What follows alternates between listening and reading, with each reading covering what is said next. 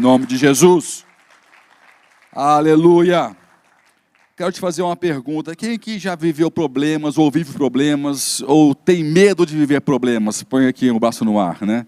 Só poucos, eu achei que ia ter mais pessoas. Eu acho que todo mundo, talvez alguns não admitiram, mas todo mundo já viveu o problema, ou está vivendo o problema, ou tem medo de viver algum problema. Eu quero te fazer uma pergunta.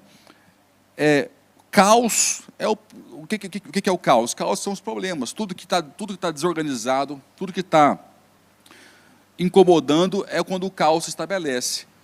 Mas o caos é o fim ou o caos é o prenúncio de uma bênção? O caos é o anunciar de que algo vai melhorar, de que algo vai ser melhor daqui a uns dias. Por que eu estou te fazendo isso? Por que perguntas são importantes? Porque as perguntas tendem a ajustar a nossa visão e nos esticar para olhar para uma outra perspectiva. E no campo da fé, como eu vejo as coisas é fundamental. Como eu vejo as situações, como eu vejo o mundo, como eu vejo o próximo, como eu me vejo, como eu vejo o problema que eu estou enfrentando, é fundamental para saber se eu vou conseguir ultrapassá-lo ou não. Isso se chama o campo da fé. A fé é o quê? A fé é uma forma de ver. A fé é uma forma de enxergar o que é bom, o que é ruim. Se eu condiciono ou aceito o caos e entendo que o caos, o problema é o fim e não o começo, e não o que precede a bênção, eu estou com a minha visão contrária da fé. A fé é a certeza, a fé é a convicção daquilo que não existe, mas que eu sei que vai existir. Você pode dizer amém? Isso é o que a Bíblia define fé, essa é a definição. Se você pensar comigo, e eu gosto de fazer as pessoas pensarem, porque eu não sou uma pessoa assim, eu tenho a tendência de compreender que as pessoas para quem eu falo também não são assim. Elas gostam de entender, não ficam só pelo que o pastor fala, elas querem também seguir o raciocínio. Então eu oro que você seja uma pessoa assim, como eram os judeus de Bereia, né, que eu falei há pouco tempo, que examinavam tudo o que o apóstolo Paulo dizia na palavra. Isso é importante demais, porque você não apenas é impactado com o que foi pregado, mas Deus continua te fazendo crescer com aquela administração, quando você confere na palavra, e vive e cresce nesse sentido. Então, quando eu pergunto a você isso, você começa a entender, poxa, realmente o problema não é o caos em si, é o problema em si, mas como que eu enxergo, como que eu vejo, como que eu olho a situação. Aí está o problema. Então, se o caos é o fim ou o prenúncio de uma bênção, é uma questão de perspectiva. Olhando para a Bíblia, tudo que eu vejo, onde houve caos, foi só algo que precedeu uma bênção e precedeu a harmonia.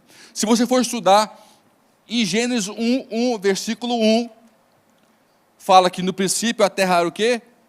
Sem forma, fala assim, sem forma e vazia. Muitas vezes o caos, o problema, não é só algo catastrófico, não. Tem coisas que estão sem formas e estão vazias na nossa vida. Tem algo em você que não está muito resolvido? É algo sem forma e algo vazio. Isso é o que? É o caos. Né? Há estudiosos que vão buscar a melhor tradução da palavra sem forma e vazia no hebraico, e a palavra mais próxima que chega da definição é o caos.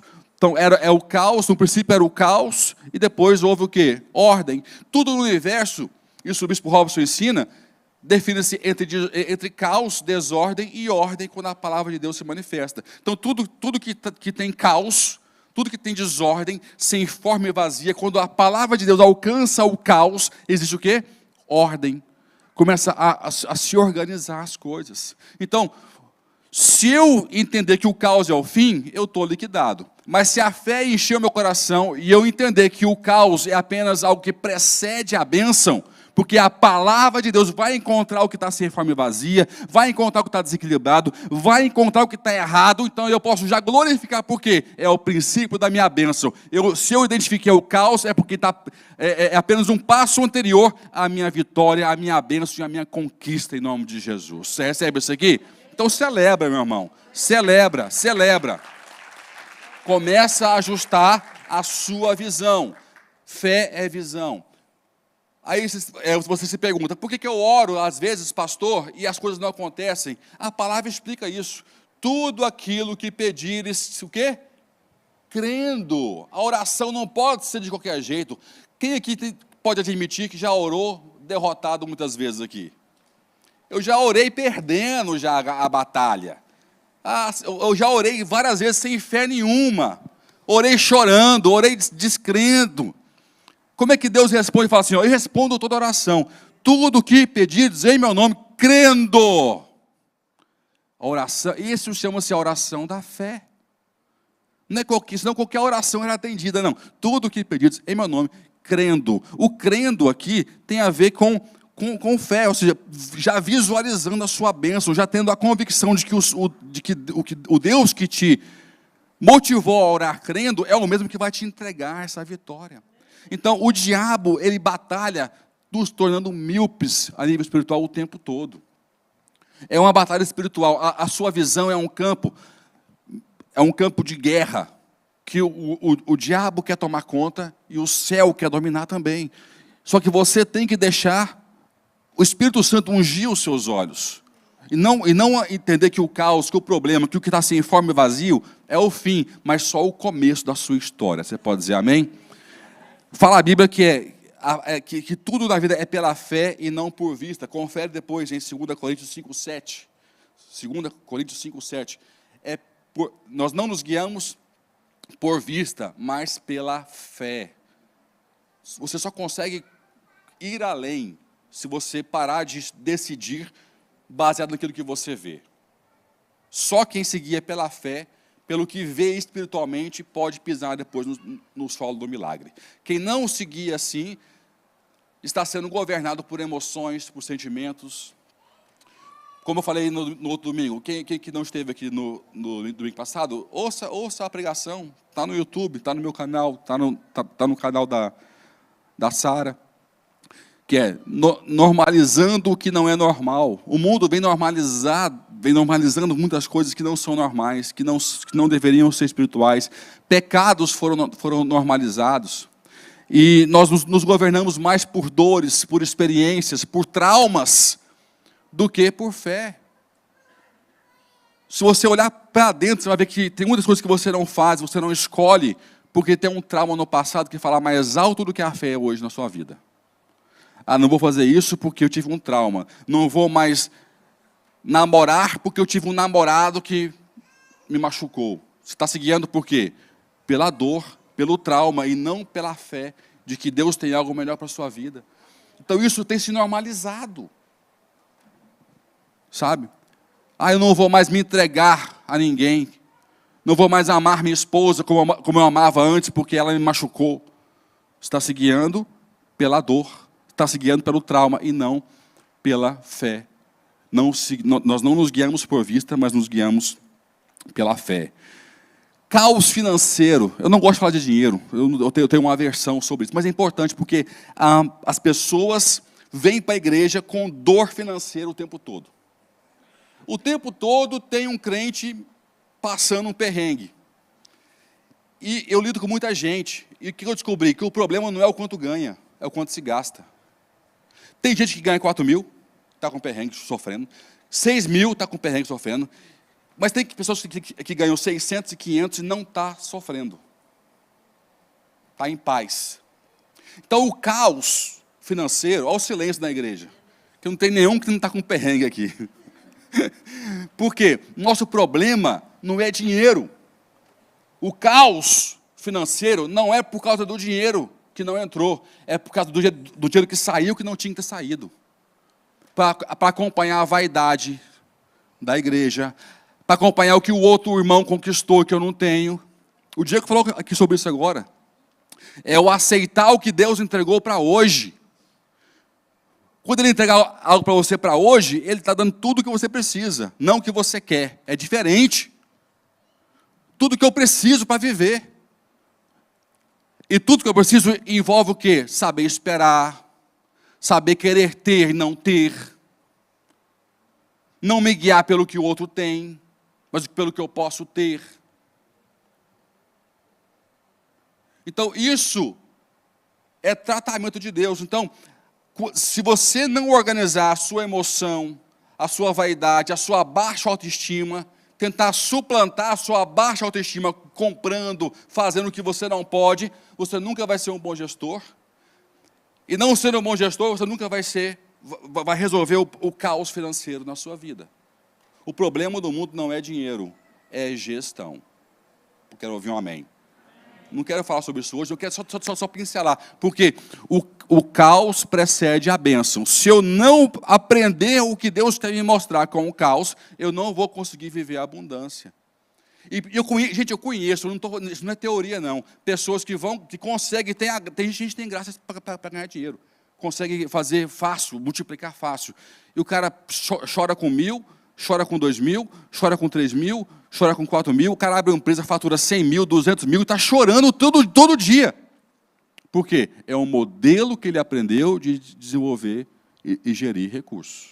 O problema não está em dinheiro, o problema do dinheiro é espiritual, porque eu não me organizei internamente. Eu não me organizei emocionalmente. Eu quero agradar os homens e não agradar a Deus. Eu quero competir com os homens o tempo todo, sem poder. Então você merece se lascar mesmo. Comprar o iPhone porque o outro tem, sendo que um Androidzinho, aquele que nem tem tela, que nem tem vídeo, dá para falar no telefone, você merece estar lascado, desculpa. Não chora para mim, não.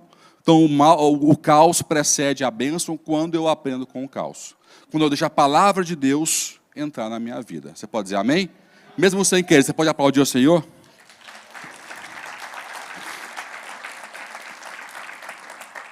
Então, entenda, o caos não é o fim, ele é o começo. Deus quer te abençoar, Ele quer te ensinar, Ele quer te autorizar a vencer. Deus entrega tudo o que você precisa ter. Você que não é satisfeito com o que Deus está te entregando. Então, seguir pela fé e não por vista. Eu quero te mostrar isso hoje em alguns princípios. Já falei sobre Gênesis, que o mundo começou na desordem para a ordem, no caos para a organização. E a vida é assim o tempo todo. E quero ler com você em Atos 16, continuando esses estudos que nós temos feito sobre Atos, para eu também ir falando um pouquinho do que eu aprendi nessa última viagem. Eu quero ler a história do apóstolo Paulo, quando chega em Filipos, antes de existir a igreja de Filipenses. Então abra comigo aí, livro de Atos, capítulo 16, vamos começar no versículo 16 também.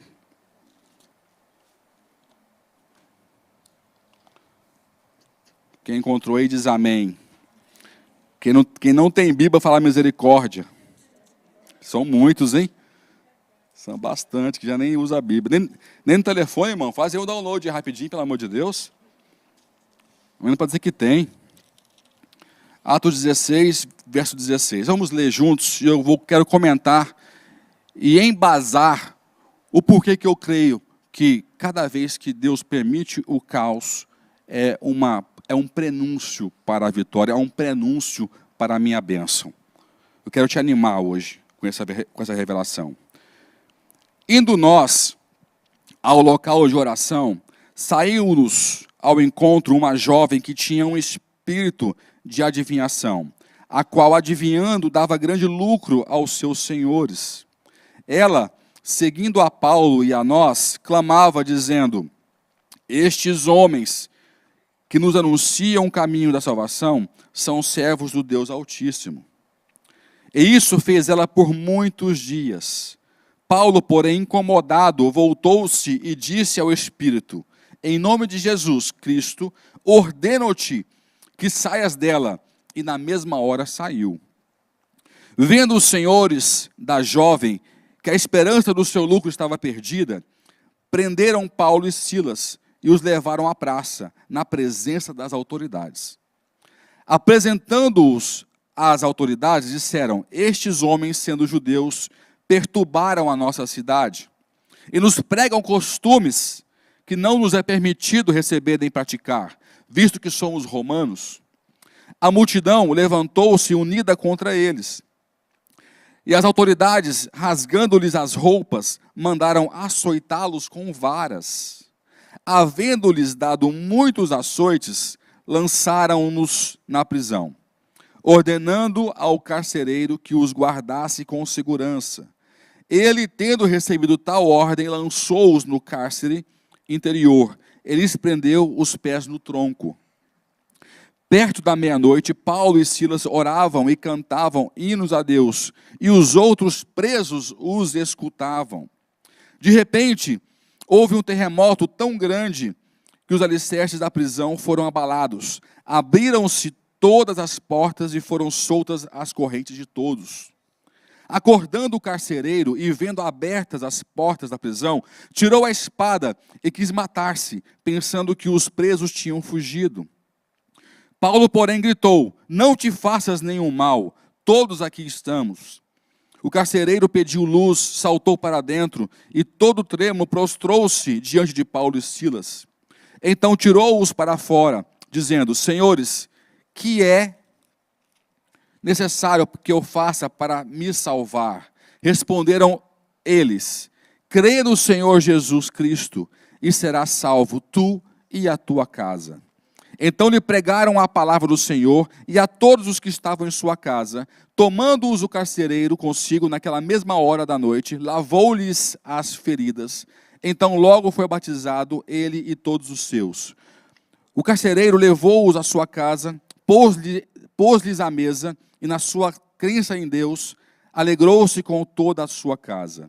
Sendo já dia, as autoridades mandaram soldados, dizendo: soltai aqueles homens. O carcereiro anunciou a Paulo essas palavras, dizendo: as autoridades mandaram que vos soltasse, agora saí e ide em paz. Paulo, porém, respondeu: açoitaram-nos publicamente, sem sermos condenados, e sendo nós cidadãos romanos, nos lançaram na prisão, e agora encobertamente nos lançam fora. Não será assim. Venham eles mesmos e tirem-nos daqui. Os soldados foram dizer às autoridades essas palavras, e eles temeram, ouvindo que eram romanos. Vindo pediram-lhes desculpas, e libertando-os, pediram que saíssem da cidade. Tendo eles saído da prisão, entraram em casa de Lídia e consolaram seus irmãos. Você pode dar um aplauso bem forte ao Senhor? Glória a Deus.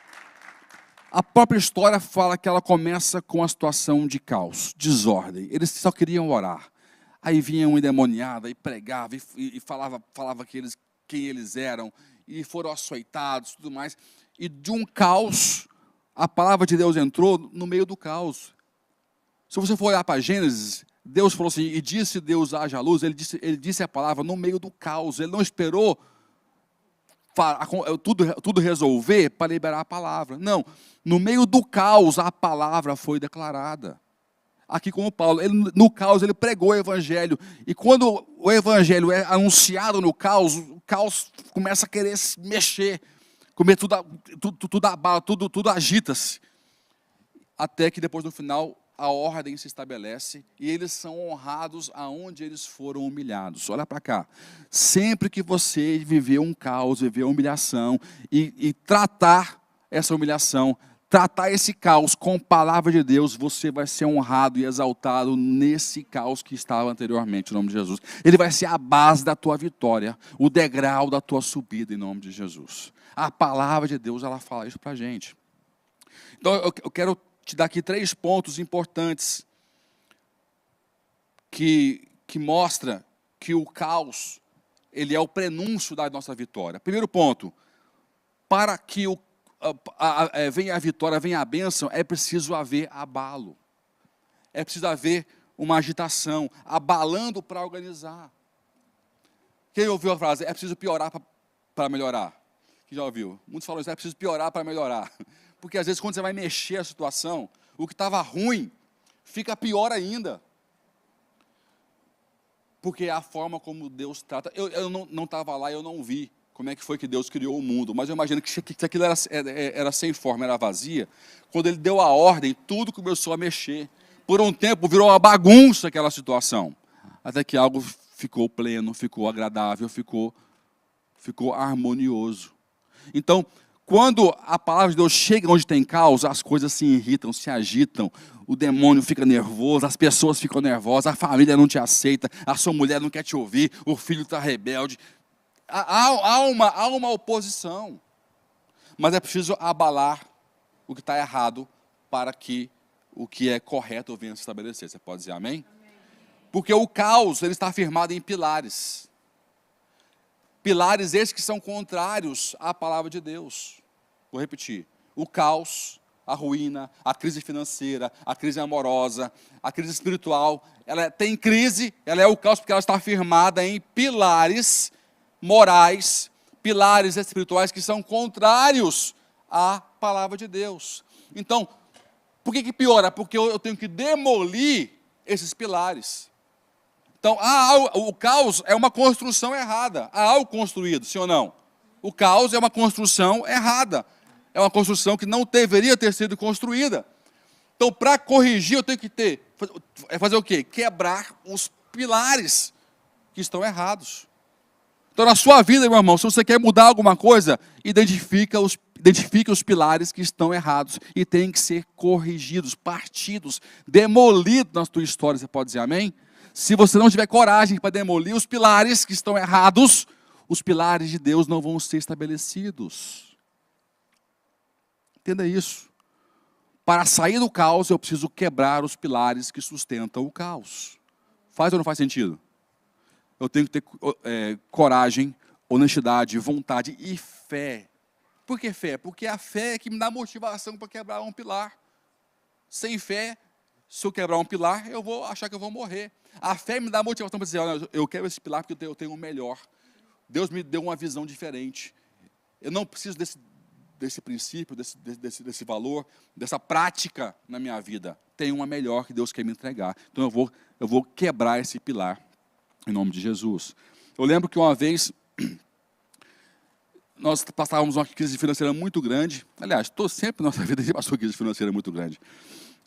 Sempre foi uma escola muito grande. E eu aprendendo a gerir, porque eu entendia isso, que o problema não era dinheiro, era gestão, mas não conseguia me livrar ou quebrar alguns pilares. E eu lembro que eu passei um dia, uma vez, tão mal, estava um caos a vida, estava terrível. Eu estava já naquele ciclo de fazer compra do mês em cartão de crédito, sabe aquele ciclo? Você faz a compra no mês de cartão de crédito, aí você paga a fatura e usa aquele restinho na outra compra, aquele ciclo vicioso de dívida e só conseguia comer porque tinha um cartão de um mercado para ir lá poder comprar. Eu falei, gente, eu não aceito isso não. Teve um dia que eu falei, eu vou quebrar esse pilar. Falei com a Viviane, vai piorar, o que está ruim vai ficar pior. Mas a palavra, aí o que eu fiz? Eu pus a palavra no caos. A palavra de Deus fala que o justo não mendigará o pão. Eu peguei o cartãozinho de crédito, que era o que a gente tinha para comer. Eu falei, nós vamos quebrar esse cartão agora, nós não vamos ter cartão mais. E se o destino for passar fome com nossos meninos, nós vamos passar. Mas eu creio na palavra de Deus. A gente fez o quê? A gente pôs aqui, palavra de Deus no meio. Invocamos uma promessa do Senhor para o crente. E quebramos um pilar. Pegamos a tesoura e cortamos aquele cartão. Eu não me lembro o que foi que aconteceu. O que nós fizemos? Eu sei que nós comemos aquele mês. E comemos no mês seguinte. E comemos no posterior. Não faltou pão. Não faltou mantimento. Por quê? Teve que quebrar um pilar. Foi fácil? Claro que não foi fácil. Foi um passo de fé. Porque Deus me lembrou. Lembra, de que eu tenho na palavra te lembrando que você não tem que mendigar. Eu sou o teu provedor. Não é crédito, não é dívida. Eu sou o teu provedor. Deus, Ele vai te dando palavras para te convidar a dar passos de fé, quebrando pilares que são errados. E assim nós fizemos. E aprendemos mais uma lição, que motivou para uma segunda lição, para uma terceira lição, e nós estamos até hoje aprendendo. E quebrando pilares sempre que for necessário. Para corrigir o caos, entenda, é preciso quebrar pilares que sustentam o caos. E construir pilares que vêm do céu, que vêm da palavra, que nasce na pregação do Evangelho, para a sua vida tomar um outro rumo em nome de Jesus. Você pode dizer amém? Então, se você quer realmente entender isso, se você quer realmente viver essa mudança, se entregue ao Senhor. Porque o caos, o problema, ele causa humilhação, sim ou não? Você fica desvergonhado. Vamos para tal lugar. Não, não vou, não tenho dinheiro. Não posso. O caos, ele te esmaga. Ele te humilha, ele te machuca. Mas se você soubesse humilhar, você vai vencer. E fala assim em 1 Pedro 5, versículo 6. Humilhai-vos, pois, debaixo da potente mão de Deus, para que a seu tempo vos exalte. Quando você tiver uma situação que o caos está te machucando, está te oprimindo, você vai no lugar certo. Vai no altar. Vai com o Senhor. Vai na palavra. Vou dar um testemunho. Eu não gosto muito de dar, não, mas eu vou dar. Meu filho, uma vez, a gente tinha conseguido lá perto, a gente vivia ali em Rio de Janeiro, tinha uma escola americana, cristã, que deu uma bolsa para ele. A gente estava maravilhado, porque ele ia ter uma grade curricular boa e ia crescer aprendendo inglês. Era um sonho nosso, nossos filhos falassem inglês, que nós não crescemos com isso. Eu aprendi na marra, eu me comunico, eu não falo bem. Na marra eu aprendi, com muita luta, pagando curso, passando vergonha. Não, eu falei, eu quero dar algo para meus filhos, eu quero que eles cresçam falando inglês. E essa escola, muito fantástica, o diretor fantástico, ela estava, como ela vivia por doações, ela não tinha condições de se manter. E teve que fechar. E eu falei, e agora voltar para a escola tradicional, ia ser um prejuízo muito grande para ele. Aí eu fui ver outras escolas naquele estilo, queridos. Preços para a escola que eu queria para meu filho. 800 euros por mês. 900 euros por mês. Uma escola cristã. Que eu fui lá e falei, porque você é pastor, eu vou te cobrar 500 mais o transporte. Porque você é missionário. Aquele dia eu fui embora muito mal. Eu falei, Deus, eu estou numa instituição cristã, onde um filho de um servo teu não pode estudar, porque o teu servo não tem dinheiro. Aquele dia eu chorei muito. Eu me senti humilhado, mas eu sei aonde me humilhar. Me humilhei diante da mão de Deus. Não teve remédio, ele foi para a escola pública. Esteve lá. Passado mais ou menos 4, 5 anos, as coisas começaram a ficar melhor. E eu fui na mesma escola, no mesmo pastor, ele não lembrou de mim. E fui renegociar com ele. E depois, aonde eu chorei, aonde eu fui humilhado, Deus me deu condições de pôr meu filho para estudar naquela escola que eu não tinha condições há 4, 5 anos atrás. E ele terminou toda a parte do 2º grau nessa escola. E um sonho nosso foi realizado. Por quê? Nós nos humilhamos diante da mão de Deus, que é poderosa. E essa mão exaltou a gente no tempo certo. Porque o que fala a Bíblia? Isso aqui é importante você entender. Não é no seu tempo. Vou repetir. Humilhai-vos, pois, debaixo da potente mão de Deus, para que a seu tempo vos exalte. Não tenha medo de remover pilares do caos. Quando bater a vergonha, quando bater o choro, chora mesmo, mas chora no altar. E o altar pode ser na sua casa, é onde Deus fala com você. O altar é isso, é onde Deus fala com você. Aqui, altar, claro que é também. Esse aqui é palco, pastor, é um palco que está consagrado, o religioso. Outro dia um cara falou isso na internet, esse é só o palco. É o palco, claro que é madeira, é pó, mas é onde a gente consagrou, e daqui sai a palavra de Deus para quem está ouvindo. Então, onde Deus fala conosco é altar. A cela é altar? É altar. O meu quarto de oração é altar? É altar.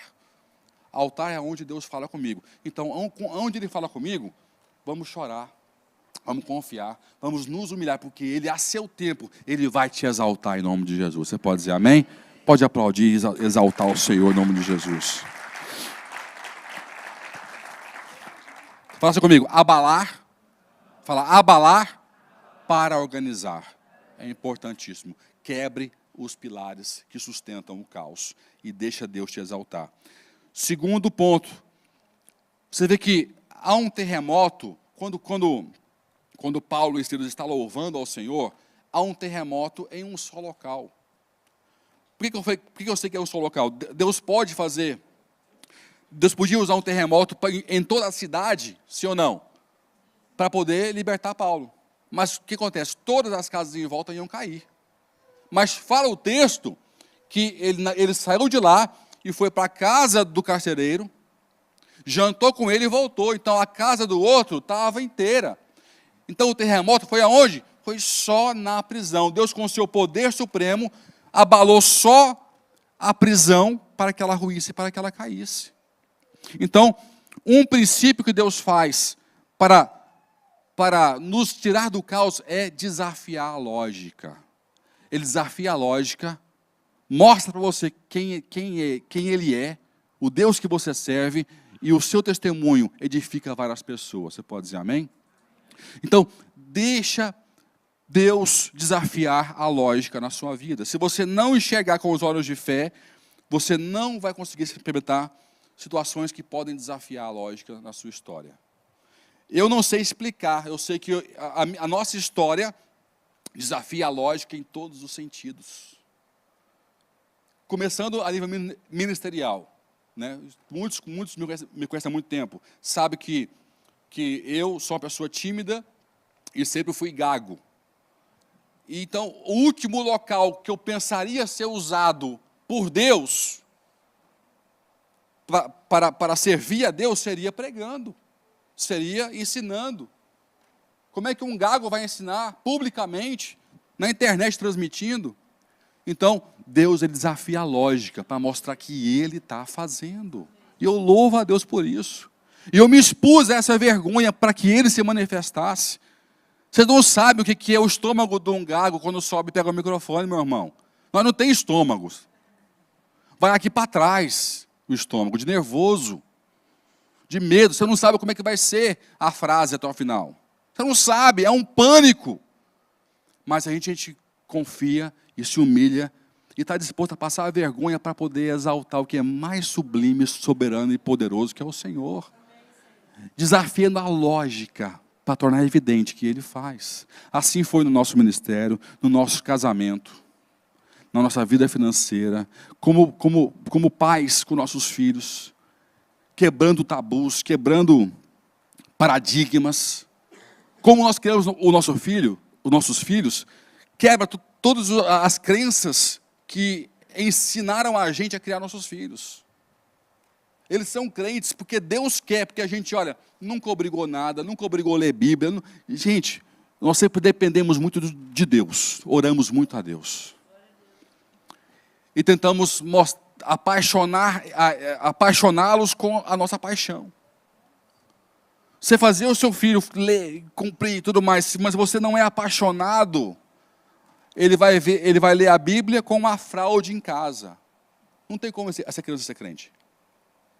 Ele pode decorar a Bíblia. Se ele vê o pai uma fraude, a mãe uma fraude, ele não vai ser crente, meu irmão. Então, apaixone com a sua paixão. Apaixone com a sua paixão.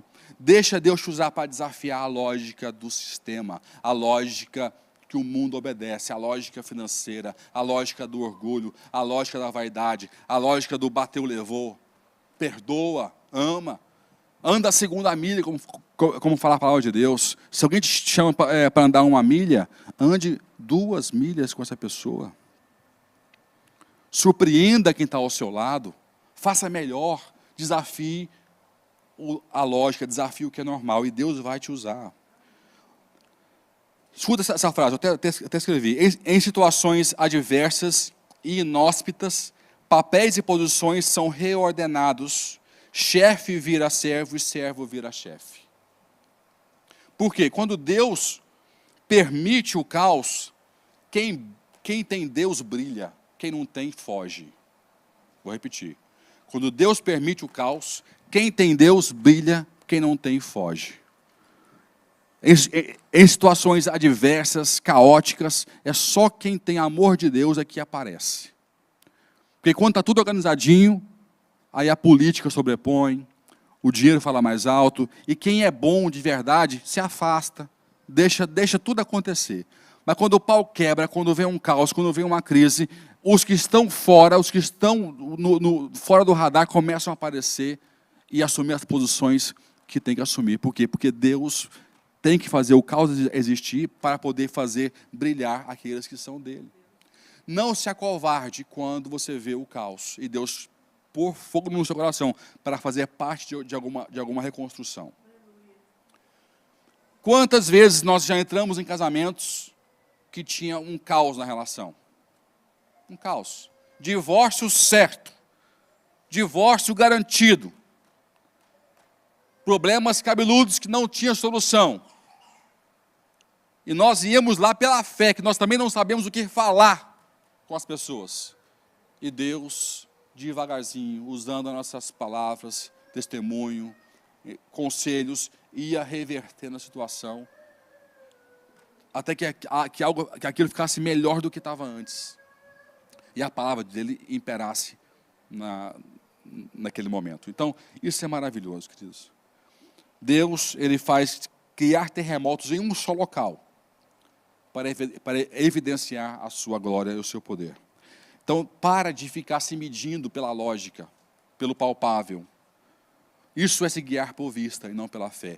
Se guie, se inspire por aquilo que Deus estica a sua visão. Você pode dizer amém? Deus, eu sei que Deus chama você para fazer algo grande.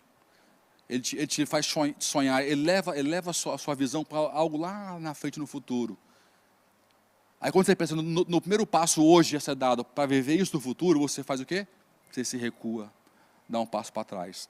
Deus te chama hoje, olha para cá, Deus te chama hoje para dar um passo para frente, em nome de Jesus, para a visão que Ele está colocando na sua vida e no seu coração. Dê um passo para frente, porque Ele dá visão, Ele dá recursos e dá autoridade. Ele quebra a lógica. Não vai ter explicação.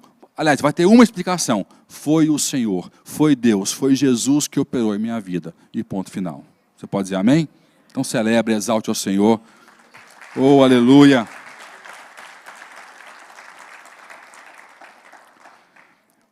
Último ponto que eu aprendi. Tem vários, eu só coloquei 3 para não ficar demorando aqui. Mas algo que me chamou a atenção nesse versículo é que tem pessoas que são livres e estão presas, e tem presos que estão livres. E tem um detalhe que eu vi aqui no versículo, se você olhar comigo lá no finalzinho do 16, fala que duas coisas me chamaram a atenção. Mais do que a cadeia ruir. O que impressiona as pessoas? Ah, meu Deus, a cadeia ruiu, um milagre metafísico, isso impressiona as pessoas. Mas eu vejo que para Deus é mais fácil fazer um milagre metafísico do que fazer um milagre no coração de alguém. Mais facilmente Deus muda algo metafisicamente falando, que são os milagres que não se explicam, do que mudar a escolha de alguém no seu interior. Você não vê isso facilmente. E aqui você vê duas coisas interessantes. Primeira coisa, Paulo e Silas estão orando e louvando, e os presos estão o quê? Escutando, estão ouvindo. Você já algum dia tentou louvar perto de alguém que não está na sua onda? Quando eu comecei a igreja, não tinha quem tocasse louvor. Só tinha quem tocasse louvor no domingo, mal. Quando não tinha CD rodando, né, amor?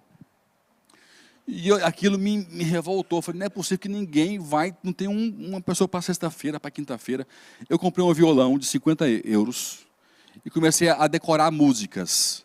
Então eu decorei uma, decorei duas, só que eu tinha que ir para o trabalho todo dia com o violão. Ficava lá, tim, dom, tim, dom. E tocava umas cançõezinhas lá, Lucas. Os meus colegas, tinham uns 50 colegas de trabalho, né, no armazém, tinha uns 30 embaixo onde eu ficava. Eles queriam me matar. Eles sabiam já as músicas que eu sabia. Eles não aguentavam, lá vem o pastor, nem era pastor, mas estava cantando coisa de crente, né? Então eu fiquei rotulado. Todo dia eles queriam dormir, na hora do almoço, tinha 1h30, e eu não deixava eles dormir, estava tom. As mesas, eu não sou músico, eu tinha que decorar as músicas, as cifras, né? Então eu tinha uma pasta de cifra, ficava com o dedo tudo doendo, tudo calejado, o dedo, mas isso dói, viu? Depois pega na mão aqui do Lucas, você vê uma coisa, tudo calejado. Dói, mas sangrava o dedo. Porque eu queria ver louvor no meio da semana. E durante uns 3 anos foi assim, até que veio um monte de música. Eu falei, graças a Deus, eu vou deixar esse ministério complicado. Deixa esse povo complicado para lá. Que é um povo complicado e ministério complicado, viu, gente? 2 coisas. Povo complicado. Quer achar gente difícil, vai para o louvor. Você vai ver gente difícil de carne de pescoço. Mas carne de pescoço.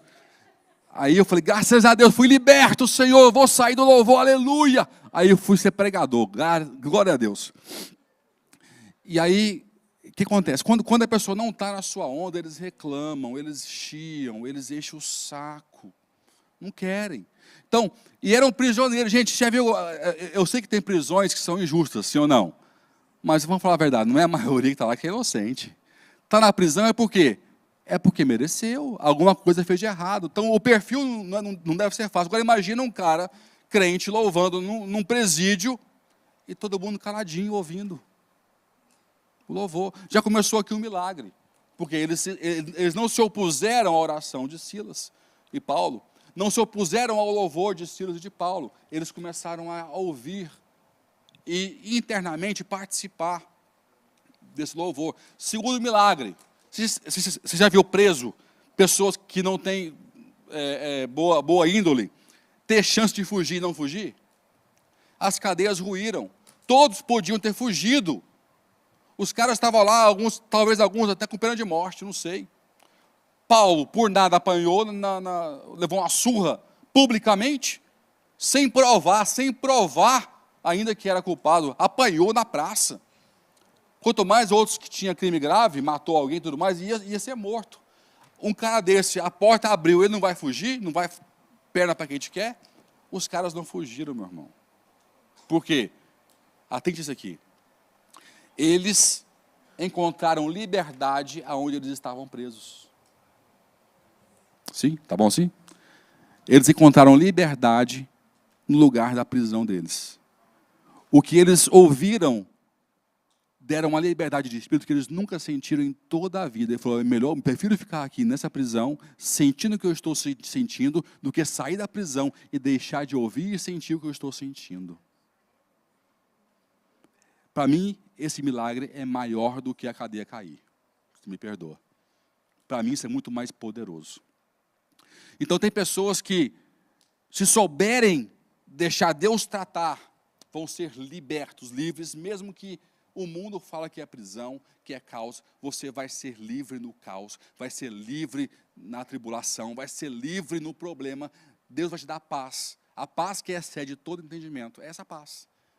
Que eu tenho paz, que eu estou bem, não importa o caos, não importa o problema, não importa a batalha. Deus me deixa bem, liberto, autorizado aonde eu estou. O meu ambiente determina o exterior e não ao contrário. Vou repetir. O nosso ambiente determina o ambiente exterior e nunca deve ser ao contrário. João 8,32, e conhecereis a verdade, e a verdade vos libertará. Aqueles homens queriam ser libertos, queriam estar livres, mas eles foram livres dentro da prisão, quando eles ouviram Paulo, ouviram Silas, sentiram o poder de Deus. Ele falou, se o preço é estar aqui para ouvir isso, então eu vou estar e vou ficar por aqui mesmo. E fala que todos se converteram. Não fala mais a Bíblia sobre isso. Eu falei na semana passada que a Unesco reconheceu o local porque passou a ter culto lá, reuniões de oração, não era culto. As pessoas passaram a ir para aquela prisão para orar. Nos anos 90, ou 90 depois de Cristo, tem relatos disso. Então foi reconhecido o local hoje, que nós fomos lá visitar, em Filipos, como a prisão de Paulo e Silas. Porque foi muito poderoso. Então eu não sei se os presos ficaram lá, se foram embora, eu não faço ideia. Mas eu sei que esse momento impactou poderosamente a vida de cada um deles. Então, queridos, o mais importante do que para Deus hoje não é tirar de onde você está. Escuta isso aqui, em nome de Jesus. O mais importante para Deus hoje não é tirar você de onde você está.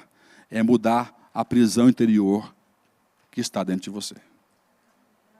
pode dizer amém? Deixa Deus transformar, quebrar as cadeias que estão dentro de você. Porque o resto por fora é apenas uma consequência, em nome de Jesus. Para terminar, eu fui agora no Algarve, pegar para os homens, tivemos lá 8 visitantes homens, foi muito bom. E eu falei sobre um pouquinho sobre ser imagem e semelhança. Eu já preguei aqui algumas vezes sobre isso.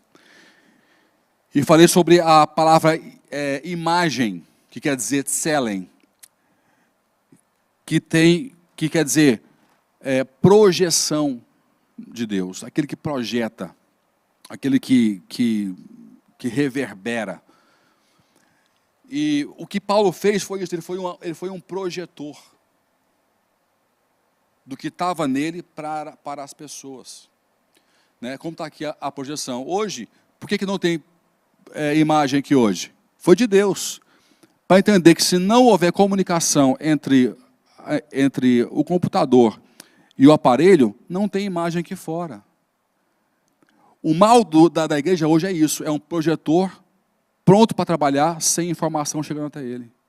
Como é que você vai dizer para a pessoa que você vive Deus, conhece Deus, se Deus não está em você? Eu só posso projetar o que está em mim. Por que Paulo fez aquele milagre?